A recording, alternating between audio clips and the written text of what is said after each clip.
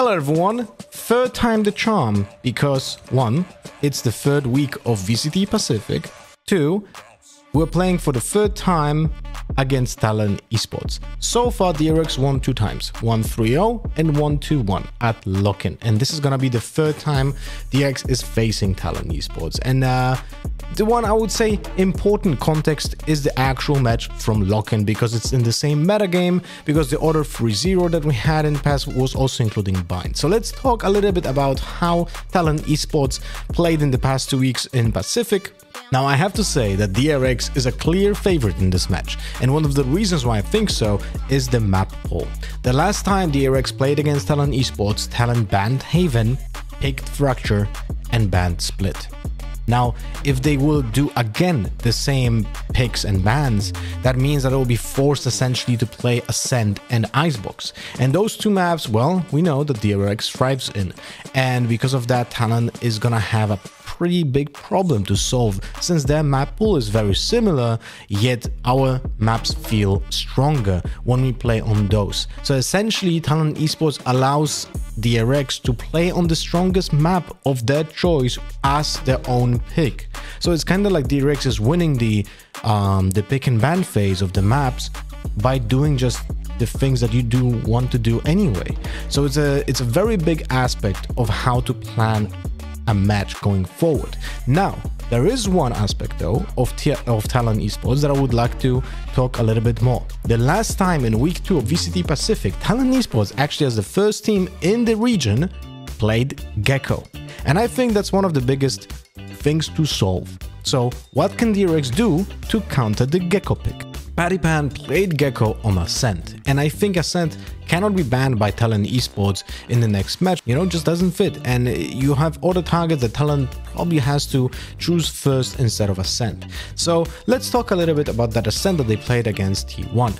Now let's find first the Gecko positions. It's gonna be actually very easy. If you guys were watching maybe EMEA VCT, that I am, you know, I'm at the analyst desk over there, I was explaining why Gecko's value comes from very static positions at the beginning of the round, and it's very visible that Talon Esports actually does that. So PACIFIC is mostly on A short. Why? I will show you actually in game, because at the beginning of the round, what Gecko would like to do is gather informations with Dizzy. So when he's gonna be standing in a position early on, the barrier drops, he's gonna jump up, throw the Dizzy up, it goes over the top and checks the first positions, right? So its range is 40 meters. So he's gonna see the players over here and it has to be shot, or will just blind players for information. It's kind of like a recon arrow. And then he can pick up the orb and have the utility again in 10 seconds. Now the thing is, this is very clear that it's gonna be used by PACIFIC because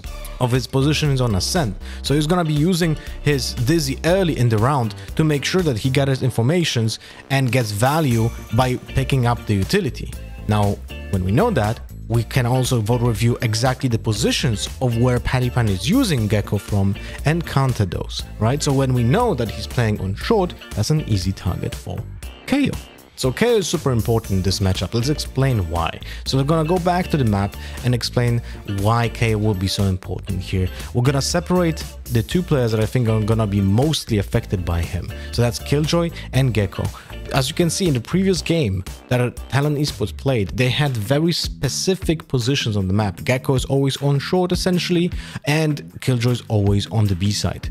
When KO has the ultimate, you can plan perfectly, because also DRX plays a lot of initiators. You're gonna make sure that the players are in those positions. You will be able to scout them and then plan accordingly with the ultimate from KO. Those are the very big important rounds, because you either can just totally annihilate the utility from Killjoy, because she has to be in range, so she's gonna be affected by the KO ultimate, and then you can just push onto side. But also Gecko is the perfect target as a counter. So when Gecko has the ultimate, he needs to control it like a Skydog, like a Sova drone, right? And KO, when he presses the button for the ultimate, and will affect that Gecko, he's gonna turn off the Thresh, the ultimate, which allows us to counter the very, very powerful utility from Gecko. But also remember that all of the utility pieces from Gecko can be just shot down. It's very important to just shoot at the utility from Gecko on the Wingman, on the DZ, which is just 20 HP, so it's 1 bullet. And the ultimate Thresh is 200 HP, which is 5 bullets from a Vandal. So it's like KO has value there, but if the players will be in good positions to just shoot it down, it's not worth sacrificing the KO ultimate. But the thing is, just by looking at the positioning that Talon Esports played previous time on Ascent, it's very easy to make a plan, at least in the early game, to see if Talon Esports changed the way that they planned the Ascent game before. And for the end of the video, we're gonna also talk about the attack from Talon Esports. Now, this is pre-planned positioning from the Talon Esports players. As you can see, it's very one-dimensional. Almost everything is happening either towards B main or B link, while the Omen player, so the blue one, Cruz here, is typically just getting control of A main by being a sole defender there, right? So he's like guarding the flank and is an easy target for DRX to be overrun by the amount of initiation tools that DRX will have in his lineup. So this is actually super important to understand how big of a weakness that one player on this A area and top mid area is actually presenting, and it's something that DRX can punish. Now, one more thing that I realized what was happening during this match of Talon Esports is that whenever they were going into B side, they were always having like very big casualties. So their post-plant positioning was always on site. They had never more than 2 players alive.